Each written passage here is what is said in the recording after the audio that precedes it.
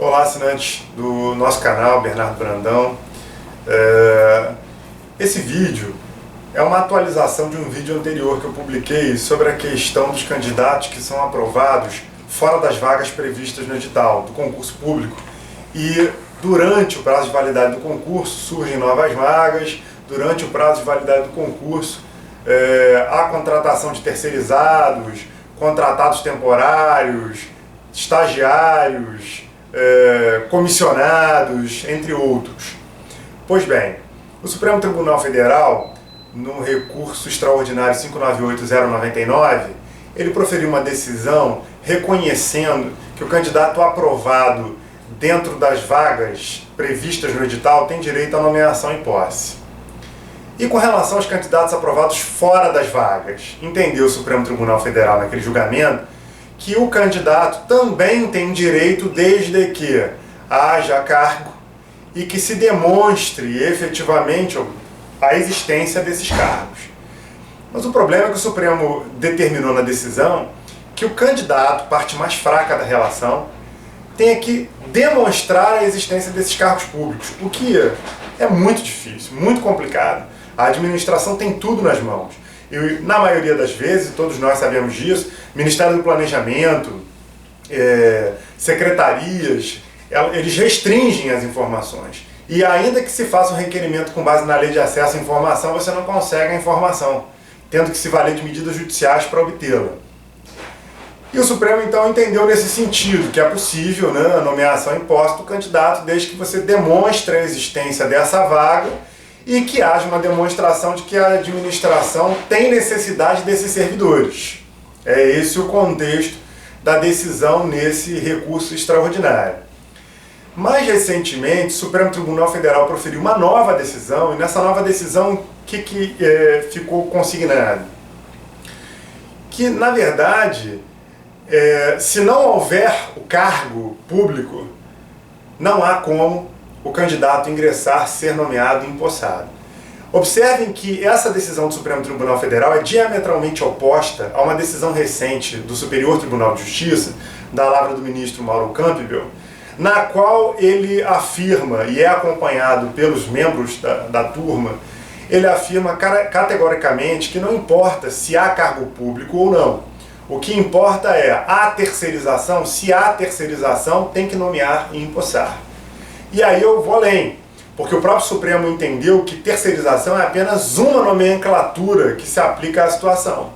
Pode ser cargo em comissão, pode ser uma contratação temporária, pode ser um estagiário, como acontece na Universidade do Estado do Rio de Janeiro, em que se colocou estagiários para exercer as funções dos candidatos aprovados no concurso, e muitos dos candidatos aprovados no concurso atuavam como estagiários dentro da UERJ.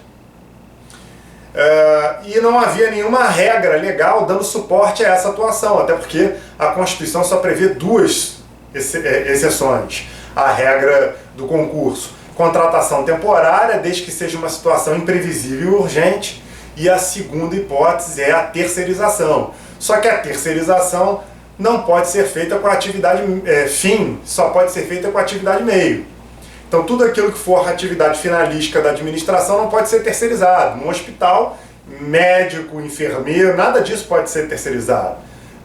E numa empresa de limpeza, as atividades relativas à limpeza e à própria estrutura da empresa não podem ser terceirizadas. Mas as atividades meio, como limpeza numa repartição pública, segurança numa repartição pública, em regra, essas são atividades que não dizem respeito à finalidade. Essas podem ser terceirizadas.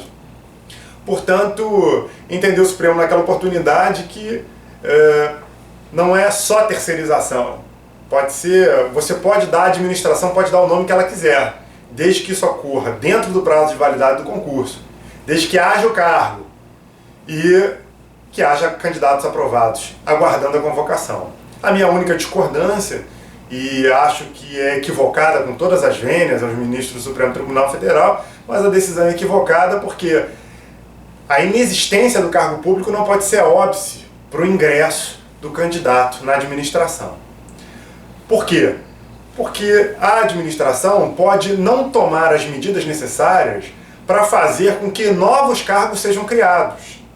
E a própria inércia da administração é utilizada posteriormente exatamente para fazer aquilo que a Constituição proíbe: terceirizações, contratações temporárias sem a urgência, sem previsibilidade, contratação de estagiários, requisição de servidores, colocação de comissionados para exercer a função.